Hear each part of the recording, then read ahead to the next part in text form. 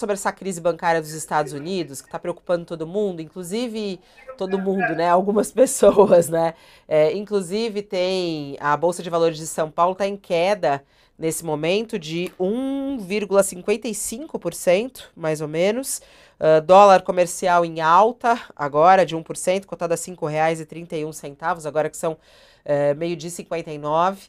A repercussão no mercado brasileiro é da repercussão nos Estados Unidos, justamente de um receio aí dos efeitos da crise bancária dos Estados Unidos. As informações sobre o Credit Suisse têm preocupado os mercados pelo mundo. A ação, por exemplo, do Credit Suisse atingiu seu valor histórico mínimo nessa manhã, após o principal acionista da instituição descartar a injeção de mais liquidez no Banco Suíço. Essa notícia afetou também vários outros bancos europeus, em meio às preocupações sobre a saúde do setor financeiro, desencadeada pelo fechamento de bancos americanos nos últimos dias. E os rápidos aumentos nas taxas de juros dificultaram algumas empresas de pagarem os empréstimos que tomaram dos bancos, aumentando assim as chances também de inadimplência nas instituições que já estão preocupadas com essa possibilidade de recessão americana. E aí, Thales, preocupa essa crise aí? É uma crise? Não é? O governo americano tem atuado de maneira suficiente para conter isso, na sua análise? Toda crise nos Estados Unidos, na Europa, especialmente Estados Unidos e Europa, agora China, quer dizer, nos países que mandam na economia mundial, toda crise lá é sempre preocupante. Nesse caso, há um elemento que, para nós aqui no Brasil,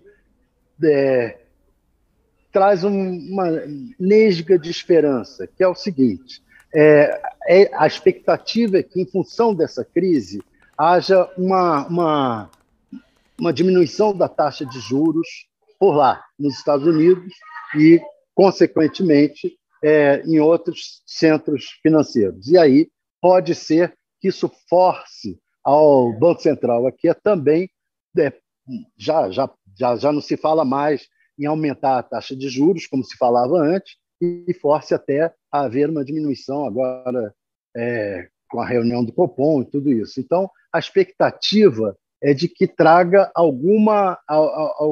segure um pouco a taxa de juros por aqui. Não sei se isso perdurar, se a crise perdurar, certamente vai ser ruim para o Brasil. Mas tem esse lado que pode ser um pouco positivo, já que acaba um pouco com esse crescimento da taxa de juros aqui. E você, Madá, como é que você está analisando essa situação americana e já com impacto em vários lugares do mundo, inclusive aqui no Brasil, no mercado financeiro brasileiro? Eu tenho participado de rounds, né, de conversa com empresários, principalmente do setor de tecnologia, que estão bastante preocupados que isso seja um efeito cascata, porque isso começa com o Silicon Valley Bank. Quem se lembra, tem até um documentário, Fabiola, sobre aquela coisa dos empréstimos imobiliários, que foi uma crise que aconteceu em 2008.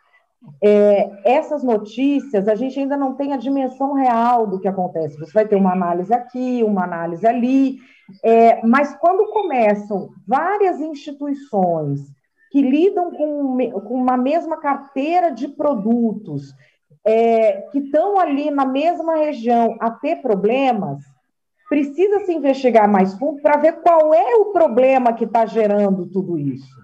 Em 2008, isso nós vamos saber anos depois. O problema é que estavam vendendo, vamos dizer, títulos imobiliários podres. O que era isso? O cara fazia um empréstimo imobiliário, sabendo que a pessoa não ia ter condição de honrar aquele empréstimo. Só que não é só essa transação, isso vira um título. Esse título, ele é vendido como um pacote num fundo. Outras empresas e pessoas investem aí. Quando isso tudo desmorona, às vezes a gente fica até com aquela, vamos dizer, aquele schadenfreude, aquela alegria de ver que a gente não gosta, se dá mal, falar, os ricaços também se ferraram. Não é só a gente que se ferra. Mas o lance é que quando isso desmorona, isso colapsa a capacidade de investimento nos negócios normais. Então, vamos dizer, o cara pôs o dinheiro dele lá esperando um retorno financeiro que ele não vai ter porque quebrou tudo, ele não consegue investir aqui para pôr mais máquina na fábrica dele, e gerar mais emprego. Então, assim, tudo que é crise financeira, para mim, o mais dramático é o seguinte: quem tem o dinheiro, quem causa a crise, porque crise não tem um só que causou, é um monte de gente fazendo coisa que não devia. Ela não acontece por acaso, não é Jesus que mandou. Quem fez o rolo todo vai continuar rico. Pode não ser tão rico, pode ficar um tempinho preso, mas vai continuar rico. E quem não tem nada a ver com o peixe, vai pagar o pato, que é quem não está aí nessa alta roda do sistema financeiro. É, infelizmente, o que acontece em toda crise financeira no mundo todo. Por isso que eu sempre vejo com muita preocupação. Porque quem menos apita na história, quem menos manda, é quem sofre as consequências primeiro, né? Bom, vamos que vamos, ficar de olho no que vai acontecer lá, porque a gente aqui sempre é impactado. Qualquer marolinha, e essa não parece ser uma marolinha, vem que vem, pra cá, que está todo mundo, a gente tá sempre aqui assim, né?